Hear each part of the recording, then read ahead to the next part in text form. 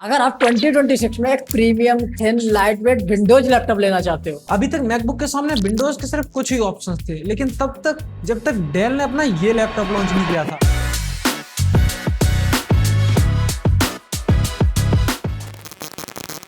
ये है डेल का XPS 13। इसका प्राइस है अराउंड 18,000। सेम प्राइस ब्रैकेट में मैकबुक नियो भी आता है। ये लैपटॉप 1 kg वेट के साथ aluminium body, 120 hertz touch screen और 2.5 के डिस्प्ले जो कि एंटी ग्लेयर है, साथ ही क्वाड स्पीकर्स के साथ आता है। भाई ये सिर्फ स्पेसिफिकेशन की बात नहीं है, डेल ने भाई मैकबुक के लेवल की बिल्ड क्वालिटी भी दी है। साथ में कुछ फीचर्स तो ऐसे भी है जो मैकबुक में नहीं देखने को मिलते आपको। सो भाई क्या XPS 13 मैकबुक नियो का एक अल्टरनेटिव बन सकता है? क्या आप विंडोज लैपटॉप में मैकबुक की जगह इसको कंसीडर कर सकते हो? चलिए इसे डिटेल में देखते हैं। तो यार इसकी डिजाइन और बिल्ड क्वालिटी एकदम ना प्रीमियम रखी गई है, समथिंग लाइक मैकबुक नियो। और इसकी बॉडी भी एल्यूमिनियम से ही बनी है। आप इसकी लिड को सिंगल हैंड से ओपन कर सकते हो और साथ ही आपको कोई लिड में अननेसेसरी फ्लैप्स देखने को नहीं मिलता है। और इसका वेट 1 kg के आसपास है, तो पोर्टेबिलिटी में तो मजेदार। आप इसको एक हाथ से कैरी करके कहीं भी ले जा सकते हो आराम से, कोई दिक्कत वाली बातचीत नहीं होगी। और ट्रैवलिंग और डेली यूजेस के लिए भाई इसका साइज भी एकदम परफेक्ट है। डेल ने इसके बजट को काफी स्लिम रखा है, जिसकी वजह से ओवरऑल बिल्ड जो है ना वो बहुत ही ज्यादा कॉम्पैक्ट फील होती है। लेकिन डिस्प्ले कंपैरेटिवली बड़ी मिलती है आपको। इसमें आपको 13.4 इंचेस की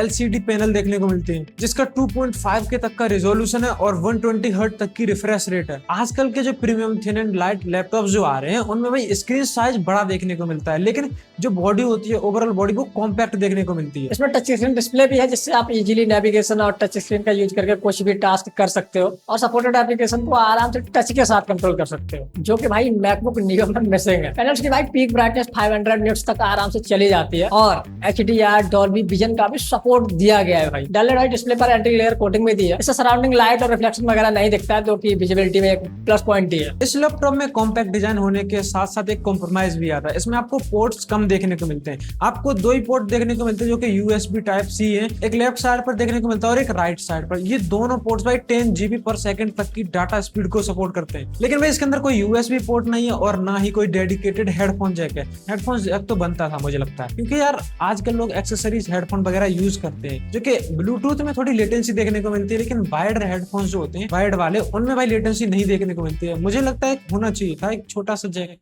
चल जाता। Dell, it's from my opinion. बाकी आपको लेना है तो ले सकते हो, नहीं लेना है तो कौन सा। और भाई डिस्प्ले के बाद सबसे मजेदार चीज जो लगी है वो है इसमें स्पीकर्स। लैपटॉप होने के बाद ही भाई इसमें क्वाड स्पीकर सेटअप देखने को मिलता है, जिसका टोटल आउटपुट भाई 8 वॉट तक इजीली चला जाता है। और स्पीकर की पोजीशनिंग की वजह से भाई ऑडियो एकदम मस्त आता है, क्लियर सुनाई देता है, वोकल्स क्लियर होते हैं और यूट्यूब नेटफ्लिक्स के लिए भाई एकदम मस्त है। इस लैपटॉप में low profile chiclet style keyboard दिया गया है, जो कि बैकलाइट के साथ आता है। मैकबुक में आपको बैकलाइट देखने को नहीं मिलती है और इसमें बैकलाइट के 2 लेवल्स मिलते हैं, एक लो और एक हाई। जिसमें आप अगर लो लाइट में अगर आपने चला रहे हो लैपटॉप तो उसमें टाइपिंग करने में दिक्कत नहीं होगी। अगर आप इसको रोज घंटों टाइपिंग और नेविगेशन के लिए यूज करोगे तो ये आपको डिफरेंस फील होगा। जो नॉर्मल लैपटॉप्स आते हैं उनके टच पैड एंड कीबोर्ड में और इसके टच पैड कीबोर्ड में आपको डिफरेंस फील होगा। डेल ने इसके अंदर कुछ प्रेजेंस डिटेक्शन फीचर भी इंक्लूड किए हैं, जिससे क्या होगा कि जो स्क्रीन है वो भाई ऑटोमेटिकली ऑन और ऑफ हो जाएगी जैसे ही आप लैपटॉप के सामने आओगे और लैपटॉप से जाओगे, तो ये ऑटोमेटिक एडजस्ट हो जाएगी, जिससे आपकी बैटरी कम कंज्यूम होगी एंड जैसे ही आप जाओगे तो भाई ऑटोमेटिक बंद। अब आते हैं भाई परफॉर्मेंस पर, क्योंकि भाई थिन और लाइट वेट लैपटॉप में ये एक्सपेक्टेशन मैटर करती है कि भाई परफॉर्मेंस क्या रहेगी। तो भाई इसमें इंटेल कोर 5 सीरीज का प्रोसेसर देखने को मिलेगा, जिसके अंदर आपको 6 CPU कोर्स देखने को मिलेंगे, जो कि 2 परफॉर्मेंस और 4 एफिशिएंसी कोर है। इंटीग्रेटेड इंटेल का ग्राफिक्स भी मिलता है और साथ में इंटेल का ये NPU भी दिया गया है, जिससे AI टास्क वगैरह इजी हैंडल कर सके। और मेमोरी में आपको 8 GB LPDDR5X रैम, 512 GB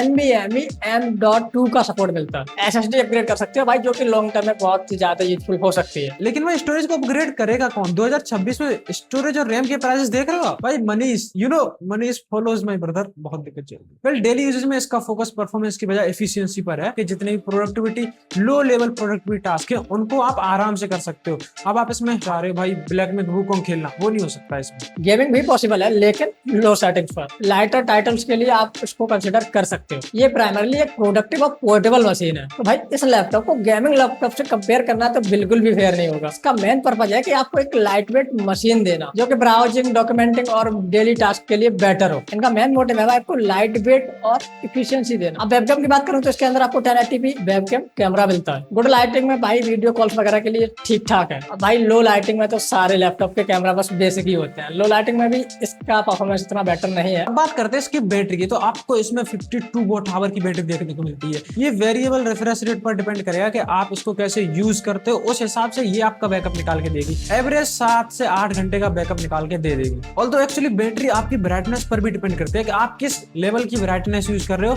किस लेवल का रिफ्रेश रेट यूज कर रहे हो, उस पर भी डिपेंड करता है कि आपकी बैटरी कितना पावर कंज्यूम करेगी, सॉरी आपका डिवाइस कितना पावर कंज्यूम करेगा। बैकअप है वो आपके यूज केस पर डिपेंड करेगा कि आप उसको कैसे यूज करते हो। और इसके साथ आपको 65 वोल्ट का चार्जर देखने को मिलता है बॉक्स में, जो कि एक अच्छी बात है। डेल ने भाई चार्जर को बॉक्स में ही दिया है। ये चार्जर आपकी 10% से 100% तक चार्ज होने में 1 घंटे से ऊपर ले लेता है, थोड़ा बहुत टाइम। ये ब्रांड का क्लेम है कि भाई 1 घंटे से ऊपर लेगा। कनेक्टिविटी में आपको वाईफाई 7 और ब्लूटूथ 6 का सपोर्ट मिलता है। सॉफ्टवेयर के लिए आपको ऑब्वियसली विंडो 11 का सपोर्ट मिलेगा। साथ में आपको माइक्रोसॉफ्ट 365 का 1 ईयर का प्लान फ्री में मिल जाएगा। वेल, इस लैपटॉप को भाई ऐसे डिजाइन किया गया है कि विंडो लैपटॉप में आपको वो सब मिले जो कि एक मैक में मिलता है, बट यहाँ आपको वो भी मिलेगा जो मैक में नहीं है। तो भाई मेरे ओपिनियन में अगर आपको एक विंडो इकोसिस्टम चाहिए, आप एक लाइट वेट प्रीमियम लैपटॉप की तलाश कर रहे हो, तो ये आपके लिए एक बहुत बेटर ऑप्शन हो सकता है। पोर्ट लिमिटेड है तो बस यही मुझे थोड़ी कमी लगी। और हाँ, हेडफोन जैक भी मिसिंग है। तो ओवरऑल अगर देखा जाए तो भाई ये XPS 13 एक अच्छी चॉइस बन सकता है। तो भाई आप अगर चाहें तो इसे मैकबुक से आगे चूज कर सकते हो। अगर आप चाहते हो कि भाई मुझे एप्पल के इकोसिस्टम में जाना, then you can choose Apple. But if you want to use window के भाई आपको एप्पल के इकोसिस्टम से दूर रहना, तो उसके लिए आप इसको कंसीडर कर सकते हो मैकबुक नियो की जगह। सुना, अब आप मुझे बताओ कमेंट में कि भाई आपको ये लैपटॉप और मैकबुक नियो में दोनों में कौन सा बेटर लगा, एंड क्या मैकबुक नियो का किलर XPS 13 है या नहीं। Let me know in the comment box. बाकी मैं मिलता हूं आपसे नेक्स्ट वीडियो में। अगर वीडियो अच्छी लगी तो वीडियो को लाइक कर देना, चैनल पर नए हो तो चैनल को सब्सक्राइब कर देना, वो जो बेल आइकन है उसको भी दबा दो। और मैं मिलता हूं आपसे नेक्स्ट वीडियो में, तब तक के लिए goodbye. Money is follows my brother money. पैसा नहीं है भाई साहब, पैसे की बहुत तंगी चल रही है।